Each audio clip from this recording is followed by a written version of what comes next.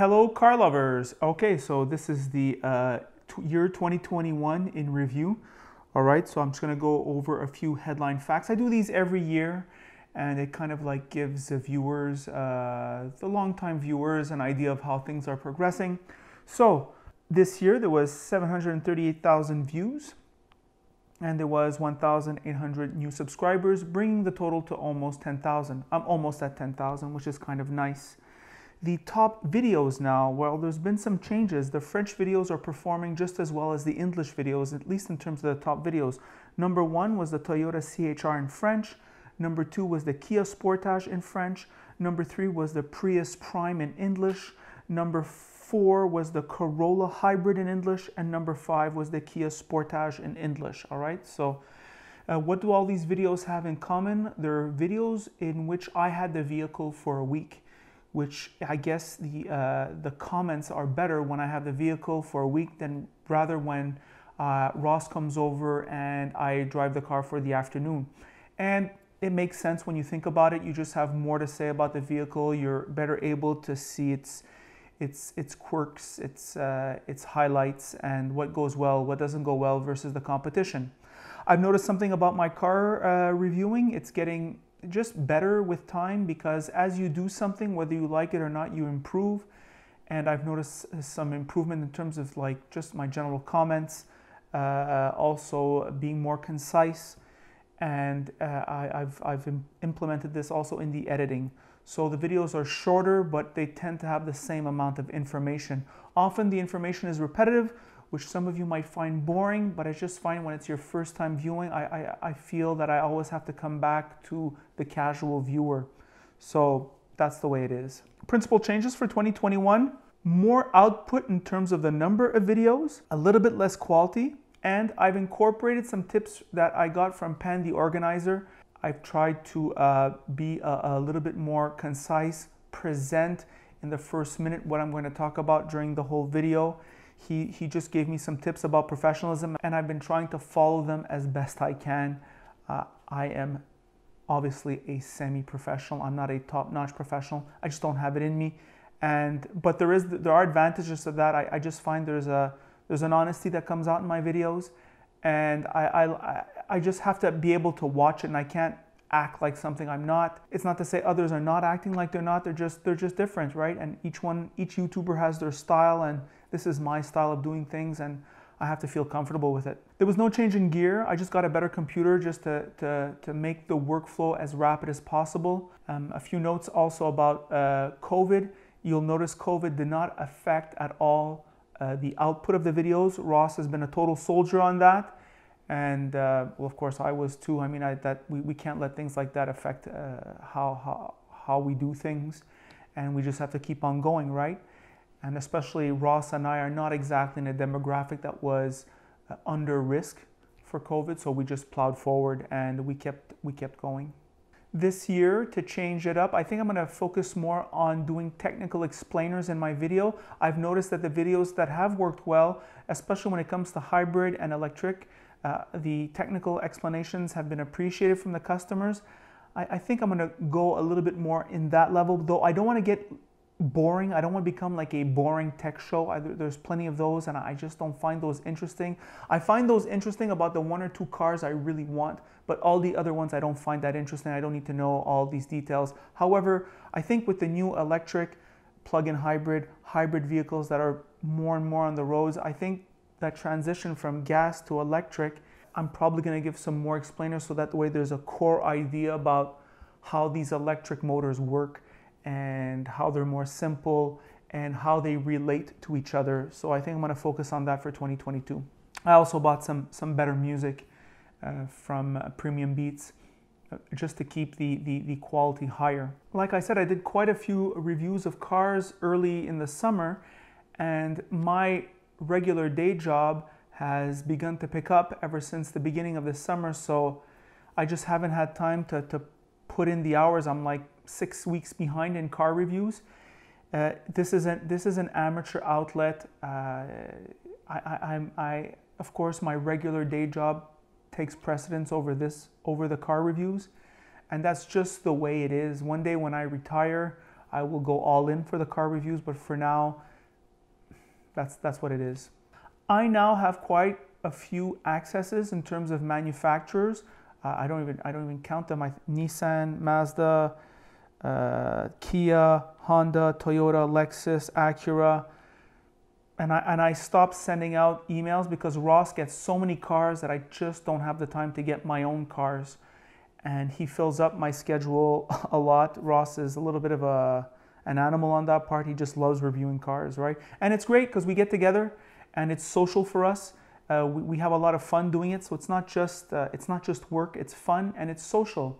And we get to chat about all kinds of things, right? While I'm driving the cars around for hours, well, we talk about other stuff. So now I'm going to talk about my top 5 cars. This is in no particular order. So these are all the cars that I've done this year. So if I haven't done some cars that are new, well, they're not included. And these are my top 5, not your top 5, my top 5. Your top 5, you can put it in the comments below. I'd be curious to know. I'm curious to know what my subscribers like, which cars they like, why they like them, and those types of comments I read a lot. So here are mine in no particular order. The Kia K5, the GT with the 2.5 liter turbo, I thought was probably the best car I tried in terms of sporty luxury under 50,000 tax in Canada. It's fast, it's charming, it's innovative in terms of its styling, and it's just on a whole other level. I mean, when I'm paying a lot for cars, I need charm, and it has it. It has everything. It has a good sound system. It has good leather. It has good space. It really is a premium, semi-premium sports sedan. It really has a sporty character, which none of its competitors have, and that's one of my choices. Another one that I did this year was Pan the Organizer's Bmw M550. It's a 2018, but I reviewed it in 2021, and that makes the list because it's the transporter. It's a car I personally love. I think the 5 Series, ever since 2011 when they redesigned it, I think it's been the most beautiful mid-size premium luxury sedan on the market. And when I drove it, it kind of like drove the way I thought it would. It really is luxurious, sporty, high level, high quality construction, high quality assembly, no shortcuts anywhere. It was a wonderful vehicle. Another vehicle that's in my top 5 is the BMW 440 M, which I really liked. If I were buying a car for under $80,000, that definitely would be it. I like the mild hybrid system, the fuel economy, the incredible power, the exterior styling, the beautiful interior. The only flaw with that vehicle was the leather of the seats that was low quality. However, the seats themselves were comfortable and highly adjustable, great sound system, just great everything. It's almost perfect. It is a clinic in terms of why BMW is such a renowned brand, and that's it. Another vehicle I liked was the Toyota Venza. The Toyota Venza is an excellent hybrid vehicle. Once again, I think hybrids are the way to go, and they are very, very fuel efficient, and they have power, and it is convenient. It's the first time I think I name a crossover. It has a good sound system. For $47,000, I thought you got a near Lexus-like quality in terms of ride quiet, suspension quality, fuel economy, power, once again, and just the overall look. The paint quality was very good. I like that vehicle very much. Also, the Mazda 3, I did the hatchback. The Mazda 3 is the best in its class. I don't care what anybody says. And if I were to buy a compact vehicle, it would definitely be a Mazda 3. I am beginning to change my mind. Perhaps the Honda Civic Si will make me change my mind, but that's another kind of vehicle. I think the Mazda 3 is more in line with the sporty, but not as sporty as those Si specialized models. I just think the interior quality is beautiful. The exterior is beautiful. The reliability is good. The fuel economy is good. The power is decent. It's available in a manual, and the automatic transmission is fine. And that's what I have to say about that. I have some reflections. I've been changing my view about what my ideal car is, what my next car will be. I currently own a 2017 Acura TLX. It's the car I've owned the most for the longest time ever, well over 4 years. It's going on 5 soon. I have to do the 5-year review. I didn't have a chance to do a 4-year review. It's been a very good car for me. It's difficult to change. And what I mean by that is that, first of all, there's been some changes in my private life where I do more mileage for myself. But not only that, it's just I'm in love now with the Super Cruise. I tried the Super Cruise, and I think that's the future. In fact, ever since I tried the 2018 Tesla, I've always felt like the driving aids, the partial self-driving, it's the future. Everyone is sick of their daily grind. I know I live in the city. If I can get on the highway and let the computer take care of it, it would be so much better for me. I'm just sick of it. I'm just sick of the long drives. And I find the level 3 autonomous driving, according to the Society of Automotive Engineers, or the SAE, that is the future. That my future car has to have that. And I'm not buying another car until it does. And also my next car has to have a good fuel economy. I want at least a mild hybrid, if not a total hybrid. And I'm not totally saying no to plug-in or electric. It's just that, well, electric, I just find it they're still too expensive. But hybrids the price is going down, and they don't seem to be causing problems, at least with the reliable manufacturers over the long term. And if there's one thing I don't want from a car ownership experience, is going to the garage.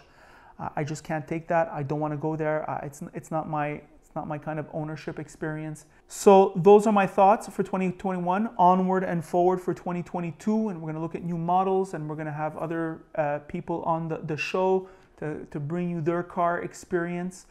And I kind of like those videos, and I have 2 or 3 people lined up that I didn't have a chance for 2021. I'm going to try to get them on the show for 2022.